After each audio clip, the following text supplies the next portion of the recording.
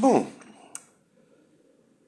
les idées. Des fois, je sens le besoin de parler comme ça, peut-être pour extérioriser, peut-être pour autre. Oui, l'idée m'est revenue. Et puis les idées dans ma tête, c'est pas si c'est pour tout le monde, mais les idées dans ma tête, c'est un tourbillon. Bon, bref, l'idée que j'avais est la suivante. Lorsque Bouteflika est arrivé en Algérie en 1999, bon, pour moi, c'est avant-hier. Euh, bon, quand les gens me parlaient de Bouteflika, étant un petit peu âgé par rapport à eux, et même un petit peu instruit, alors mon petit complexe de supériorité m'obligeait, ou même ma noblesse m'obligeait de dire que, écoutez, moi, je ne vais pas parler de Bouteflika en tant que personne. Je vais parler de ceux qui l'ont emmené en Algérie. Ceux qui l'ont emmené en Algérie et qui assument la responsabilité de son revenir, de son retour, sont premièrement le général Lamine Zroual, qui était président et qui a démissionné en disant qu'il n'allait pas quitter le poste avant une année. Moi, à cette époque-là, j'étais à Tamaracet. J'avais pris la décision d'aller vivre avec les Touaregs, une façon de proclamer l'indépendance de mon État. De dire, moi, je n'ai absolument rien à voir avec, comment dirais-je, l'abath, avec ce laisser-aller, cette inconséquence. Le mot est de Monsieur Aït Ahmed. Il l'a utilisé plusieurs fois. Un inconséquent, c'est celui qui n'assume pas ses responsabilités. Bon, bref. Alors, je disais que il y a trois personnes qui sont responsables du retour de Bouteflika, donc je ne vais pas parler de lui si je ne parle pas de ceux qui assument cette responsabilité-là, afin qu'ils nous donnent, qu'ils ne soient pas inconséquents et qu'ils nous expliquent pourquoi Bouteflika, pourquoi pas Mahri ou Aït Ahmed, qui pour moi étaient largement plus présidentiable que Bouteflika. Entre parenthèses, moi je m'estimais depuis le temps de Chedli, présidentiable. Bon, bref. Ou du moins d'un certain rang parallèle aux officiers supérieurs. Alors, les trois étaient Lamine Zroual, le général, Benthlis, il me semble qu'il était chef du gouvernement, quelque chose comme ça, et un certain Boualem Ben Hamouda, celui qui a pris la place de M. Mahri à la tête du FLN.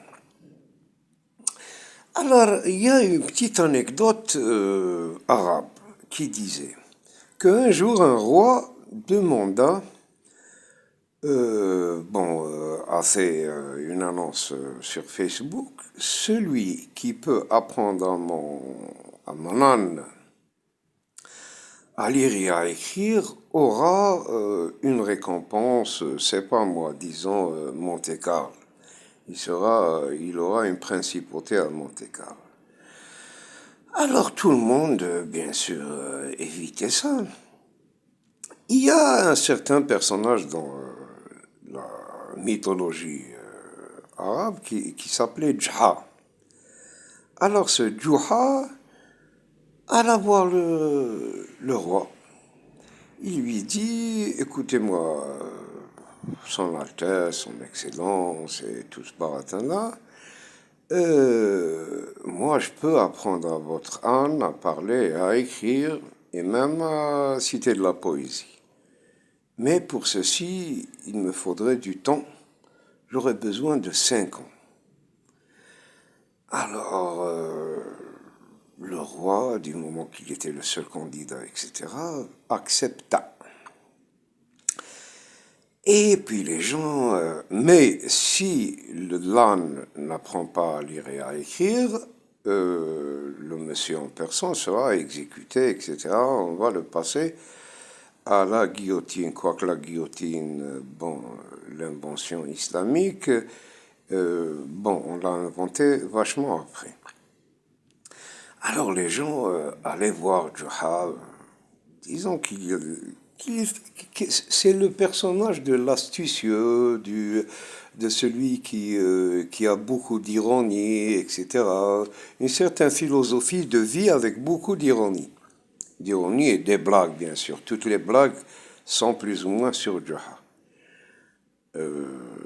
Bon, une petite digression. Une de ces blagues était que il y avait des gens qui sont venus lui disant écoutez, on n'a pas au dîner, alors vous nous invitez, vous nous offrez à dîner. On n'a pas, on a faim, on n'a pas quoi manger.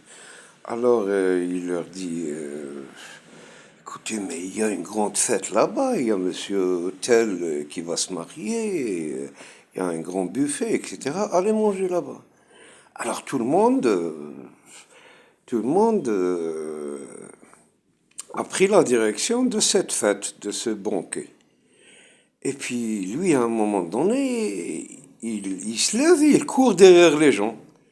Alors, où c'est que tu vas? Et il dit, je vais aller avec eux. Pourquoi? Et ici, il y a une fête de l'autre côté, je vais rater le dîner. C'est une des anecdotes.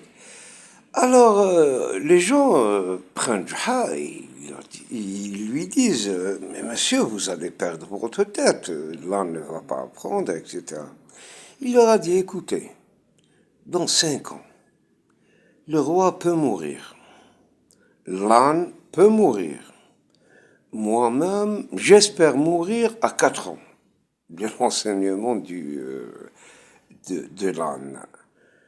Et c'était une très bonne logique, c'est-à-dire que dans ces 3 cas, bon, il gardera toujours sa tête. Bon, bref, j'ai toujours pensé que Bouteflika et pas mal de présidents d'Algérie, y compris Tebboune,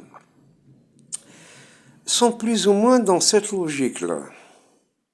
Bon, je vais accepter, je serai le président, je vais aller en Chine, en Russie, etc. Je vais faire ce que bon me semble.